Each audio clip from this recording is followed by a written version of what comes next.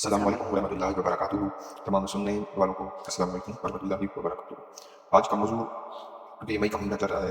28 مئی کو پاکستان نے ایٹمی دھماکے کیے جو کامیاب رہے۔ پاکستان 28 مئی کو دنیا بھر میں ایک ایٹمی طاقت کے طور پر جانا گیا۔ 28 مئی آتے ہی بہت سی خوشیاں منائی جاتی ہیں، بہت سے لوگوں کو یاد کیا جاتا ہے، بہت سے لوگ جو ابھی بھی حیات ہیں ان کو اپریشیٹ کیا جاتا ہے، لیکن صرف ایک شخص کی، مسلم پاکستان، مسلم ملت، one and only doctor Abdul Qadeer Khan, وہ جو اپنی زندگی میں شکوہ کرتے رہے کہ خود بھی کبھی شعر لکھا ہے، پھر اب آپ کو دکھ ہوگا کہ گزر تو خیر گئی ہے تیری حیات قدیر، ستم دھری مگر کوفیوں میں گزری کیونکہ گزر تو خیر گئی ہے تیری حیات قدیر، ستم دھری مگر کوفیوں میں گزری۔ پاکستان وہ ملک ہے جہاں پر اگر کسی کو اپریسیشن مانا جاتا ہے، کسی کو موٹیویشن کے طور پر جانا جاتا ہے، تو یا تو وہ یوٹیوبر ہیں جو بلاگنگ کرتے ہیں، بلاگرز ہیں، یا پھر ان لوگوں کو لیڈر مانا جاتا ہے جنہوں نے مسلم پاکستان ڈاکٹر عبدالقدیر خان کو اپنی حکومتوں میں نظر بند رکھا۔ یہ سیاستدان، یہ عوام آج جو پاکستان کے حق ہونے کا، حقدار ہونے کا دعویٰ کرتے ہیں، یہ تب کہاں تھے جب 2016 میں ایک دن جیو کے ساتھ کے شو میں ڈاکٹر عبدالقدیر خان ریسٹورنٹ کی ایک کرسی پر بیٹھنے جاتے ہیں تو یہ کہہ کر روک دیا جاتا ہے کہ آپ کو بیٹھنے کی اجازت نہیں۔ یہ کہ ایٹمی سائنسدان ڈاکٹر عبدالقدیر خان کی رہائش E7 اسلام آباد میں ہے۔ طویل قانونی جدوجہد کے بعد عدلیہ نے چند دن پہلے انہیں آزاد شہری قرار دیا۔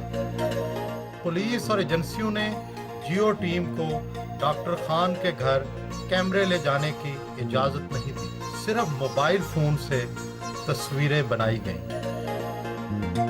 لمبے مذاکرات اور ڈاکٹر خان کے اصرار کے باوجود کیمرے اندر لانے کی اجازت نہ ملی، جس پر ڈاکٹر قدیر خان نے بطور احتجاج کوسار مارکیٹ جانے کا فیصلہ کیا۔ وہاں بھی پولیس اور ایجنسیوں کی روک تھام جاری رہی، لیکن میڈیا کے آنے اور ڈاکٹر قدیر کی جرأت سے یہ پابندی ٹوٹ گئی۔ کرسی میز پر گفتگو کی اجازت نہ ملی تو فٹ پاتھ پر ہی انٹرویو شروع کر لیا۔ کرسی میز پر گفتگو کی اجازت نہ ملی تو فٹ پاتھ پر ہی انٹرویو شروع کر لیا۔ لوگوں کا پاکستان اس دنیا کے کون ہوتا ہے جو ہمارے موسم کو ایک کرسیوں پر بیٹھنے سے روکے گا؟ یہ کون جو سیاسی لیڈروں کی عزتوں کی تو بات کرتی رہی، لیکن تب انہوں نے اپنی زبانوں پر تالے لگا لیے جب مسلم پاکستان کو نظر بد کیا گیا۔ یہ عوام تب کہاں تھی؟ آج بڑے فخر سے ہم کہتے ہیں کہ دشمن کی دھمکیوں کو جو ہواؤں میں اڑا دیتے ہیں، اے ڈاکٹر عبدالقدیر خان یہ تیری بدولت کر پاتے ہیں۔ میں پوچھنا چاہتا ہوں کہ ان سیاستدانوں نے کس بنا پر نظر بند رکھا؟ رسول اللہ صلی اللہ تعالیٰ علیہ وسلم نے تو ارشاد فرمایا تھا کہ جس نے تیر بنایا، جس نے تیر بیچا، جس نے تیر خریدا، جس نے تیر پکڑایا، جس نے تیر چلایا، سب جنتی آئے۔ علماء کرام کی اس حدیث کے تحت کہتے ہیں کہ یہاں پر قیاس اختیار پہ کیا جا رہا ہے کہ جو ہتھیار اسلام کی بقا یا اسلامی ریاست کی بقا کے لیے بنایا جائے وہ بنانے والا جنتی ہے۔ تیر بنانے والا جنتی جو تیر دور کا ایٹم بم بنائے اور بنائے بھی اسلامی جمہوریہ پاکستان کے لیے، وہ جنتی کیوں نہیں؟ اگر وہ جنتی ہے تو پھر عوام نے ایسا سلوک کیوں کیا؟ ایک بار سوچیے گا ضرور کہ ہم نے اپنے مسلموں کو دھتکار دیا، ہم نے اپنے مسلموں کو ہر بار تنگ کیا۔ اپنے مسلموں کی قدر ضرور کیجیے گا، اپنے مسلموں کو بھولیے گا نہیں۔ 28 مئی کو کسی سیاستدان، کسی جنرل کی کو اگر اپریشیٹ کرنا ہے تو کریں، کوئی حرج نہیں ہے، لیکن سب سے پہلے بانی ایٹم بم مسلم پاکستان ڈاکٹر عبدالقدیر خان کو کیجیے گا۔ میری گزارش ہے کہ آپ میری بات ضرور سمجھے ہوں گے، اور آخر پہ یہ بات میں ضرور کروں گا کہ ہر وہ یوٹیوبر جو اٹھ کر اس عوام کو گالیاں نکالتا ہے، اس قوم کو گالیاں نکالتا ہے، اگر آپ کے 1-2 ملین سبسکرائبر آپ کو ٹرول کر رہے ہیں، 1-2 ملین لوگ آپ کو ٹرول کر رہے ہیں، تو ان 10 لاکھ کے یا 20 لاکھ کے ٹرول کرنے کی بنا پر آپ 25 کروڑ عوام کو جاہل کیوں کہتے ہیں، کتا کیوں کہتے ہیں؟ ان یوٹیوبروں سے بھی دور رہیے گا۔ جزاک اللہ خیر۔ لمبا کم زیادہ تو بس یہی ہے جو ہمارے ساتھ سلوک کیا، اس سے بڑھ کے اور کیا ہوگا؟ اس سے بڑھ کے اور کوئی کم زیادہ نہیں تھا۔ یعنی غدار جو خود غدار ملک کو بیچ دیا، پاکستانی کو بیچ کے پیسے لیے، وہ محب وطن ہے اور ہم غدار ہیں۔ عام طور پر سائنسدانوں کے بارے میں تصور کیا جاتا ہے کہ وہ بہت 2+2=4 کی باتیں کرتے ہیں۔ آپ کا کوئی ادبی یا شعری ذوق ہے؟ سائنس اور ٹیکنالوجی وغیرہ یہ تو ہمارا وہ جو کہتے ہیں نا سائیڈ مشغلہ ہے، یہ تو ہابی کے طور پر کر لیا۔ असली तो हमारी जो तालीम है, जो बैकग्राउंड है, तो वो अदब की है। पसंदीदा शायर कौन? पसंदीदा शायर तो बहुत सारे हैं। आप शुरू कीजिए, गालिब थे और मोमिन थे और मुसफ़ी थे और क्या नाम है अपने जिगर थे और जोश थे और अल्लामा इकबाल थे और मजाज और फराज और फैज़, सभी सब आला पाए के शायर, सब अदम। देखिए हर शायर का कुछ ना कुछ कलाम इतना आला होता है कि वो गैर मशहूर शायरी हो, एक दो गज़लें ऐसी मिलेंगी कि आप तड़प जाते हैं। अपने ये थे क्या नाम था, अख्तर शीरानी, उनका कलाम देख लीजिए, रोमानवी कलाम। रूहानी कलाम बहुत ही प्यारा। 11 मसाजिद, शहाबुद्दीन गौरी का मज़ार और बहुत सारे हेल्थ और कम्युनिटी मराकज़। फलाही कामों के पीछे जज्बा क्या था? देखिए हमारा जो माहौल है घरेलू, वो हमेशा से यही रहा है कि दूसरों की मदद करो।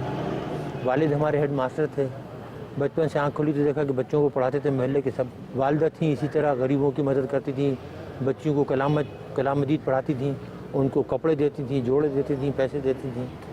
तो ये जज्बा हमारे यहाँ शुरू से है।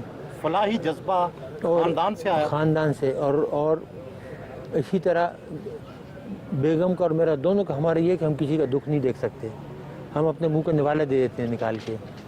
तो जहाँ भी हमने देखा कि ज़रूरत है, मतलब ये शहाबुद्दीन गौरी का मज़ार, जो शख्स बानी हो मुसलमान रियासत का हिंदुस्तान में बुनियाद डालने वाला, उसके शान एक मज़ार होना चाहिए।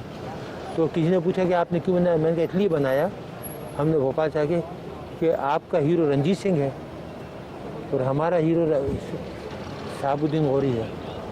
डॉक्टर साहब, एटम बम से बहुत तबाही होती है। डायनामाइट बनाने वाले नोबल ने नोबल प्राइज़ शुरू की है, आपको भी कभी ऐसा ख्याल आता है? हर चीज़, छुरी हो तलवार हो, कुछ हर एक जो है उसके दो इस्तेमाल हैं। आप छुरी से भी कत्ल कर देते हैं, तलवार से भी कत्ल कर देते हैं। हमारा जो मकसद था एटम बम बनाने का वो ये था कि पाकिस्तान के ऊपर आँच ना आए। जिस तरह 71 में आपके साथ सलूक हुआ, हम ये चाह रहे थे कि ये वाक़या पाकिस्तान के साथ कभी दोबारा ना आए। तो इस नज़रिए से मैं आया था। देखिए मैंने हिंदुओं को देखा था हिंदुस्तान में, उनकी नफ्सियात से वाकिफ़ था। क्या हिंदुओं से बहुत नफ़रत थी आपको? नफ़रत नहीं, मैं उनकी नफ्सियात से वाकिफ़ हूँ कि उनको जब भी मिलेगा वो आप पे ज़रब कारी लगाएंगे, वो पाकिस्तान को ख़त्म करने का सोचेंगे। जब पाकिस्तान बनता जब भी नहीं सोचा था। और ये तो इसलिए मैं यहाँ आया।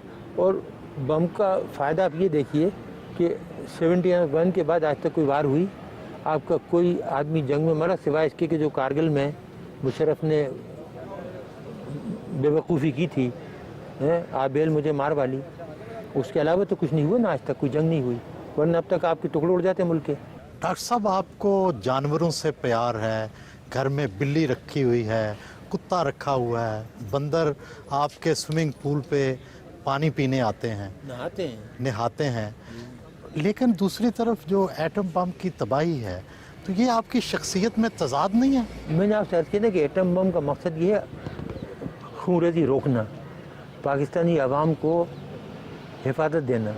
उसका मकसद सिर्फ ये था कि आप महफूज रहें और अपनी माशी तरक्की पर ध्यान दें। बदकिस्मती से सब चोर लुटेरे आए और उससे फ़ायदा नहीं उठाया, मुल्क का जो हशर किया वो आपके सामने है।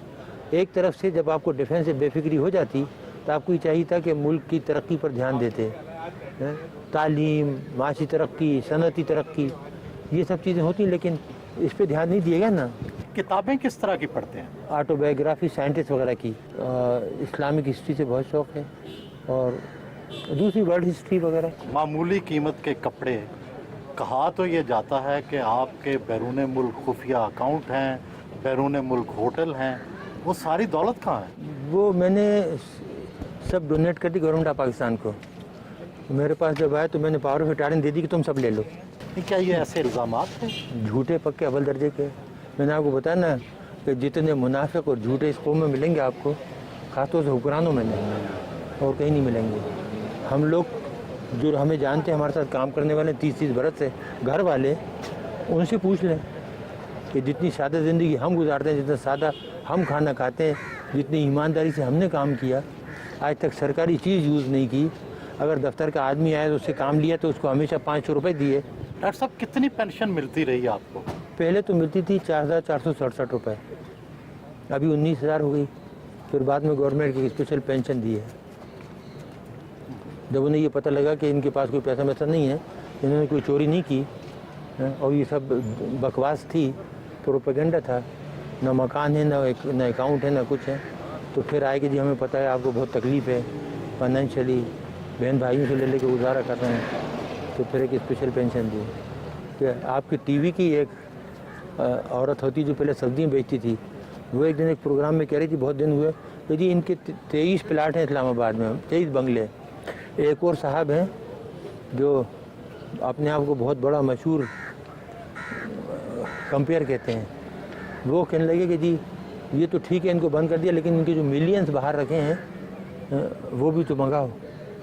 तो कितने के प्लाट आपके हैं इस्लामाबाद में? पूरा इस्लामाबाद, पूरा पाकिस्तान मेरा है। नहीं वैसे जहाँ जैसे आपकी ज़ाती मलकियत कितने हैं?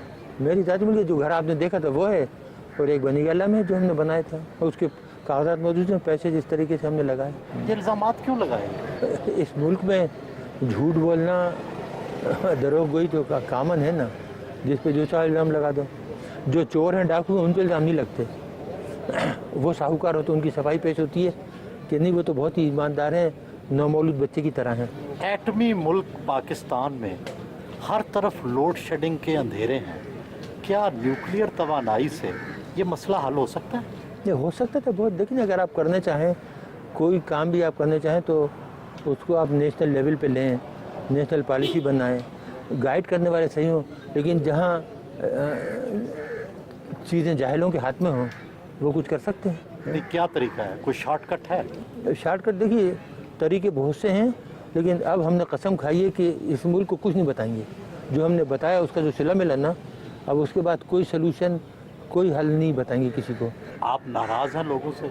लोगों से तो नाराज़ नहीं है, लेकिन एहसान फरामोश से तो नमक हरामों से नाराज़ है। आवाम से नाराज़ नहीं है, आवाम तो बेचारे बहुत मोहब्बत देते हैं। आपने खुद अभी मेरी बेगम को देखा, सीधी सादी बेचारी किन जाती, कितनी गुस्से में आई वो, जिसके साथ ये हो कि 6.5 साल से बंद रखा है, बच्ची को नहीं आने देते, मिलने नहीं देते।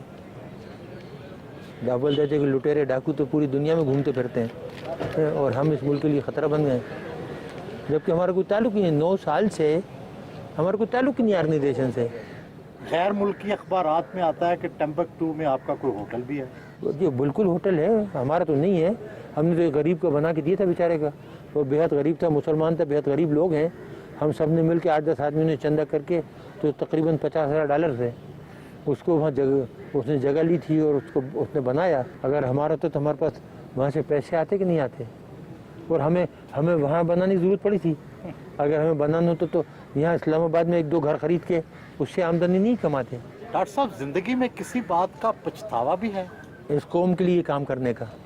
आज वो ये होता है, कभी कभी आदमी सोचता है ना कि कोई और काम करता, तालीम की तरफ ध्यान देता बजाय ये काम करने के ना, एजुकेशन की तरफ प्रोफेसर बन जाता। मेरे पास बहुत पेशकशें थी, लेकिन एकदम ये जब हिंदुस्तान ने धमाके किया तो 74 का, तो फिर मैंने देखा कि पाकिस्तान का जो वजूद है ख़तरे में पड़ गया है, तो इसलिए वो काम छोड़ के तो इधर आ गया। डॉक्टर साहब, पसंदीदा गुलकार या गुलकारा? इकबाल बानो, और उसके बाद मुन्नी बेगम, आबदा परवीन, ये जो थी माशाल्लाह बहुत ही। फिर हमारे पुराने गाने वाले मलका पुखराज और ग़ुलाम अली। देखिए माशाल्लाह, ग़ुलाम अली का कोई जवाब नहीं है। जब वो गाते हैं ना, वो चुपके तो गायब हो जाते हैं।